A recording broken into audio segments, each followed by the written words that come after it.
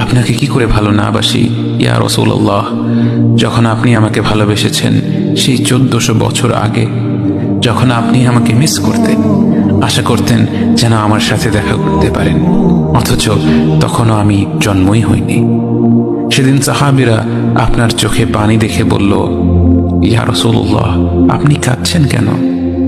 আপনি বললেন, আমার ভাইদের খুব দেখতে ইচ্ছে করছে।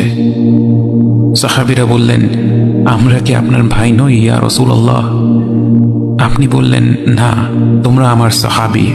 আমার ভাই হলো তারা যারা আমার পরে আসবে এবং আমাকে কখনো না দেখেও তারা আমাকে বিশ্বাস করবে। মৃত্যু শয্যায় শুয়ে আপনার অন্তরে এই চিন্তা ছিল যে আমাদের পরিণতি কি হবে। উম্মতি উম্মতি বলতে বলতে আপনি আপনার রবের নিকট ফিরে গিয়েছেন।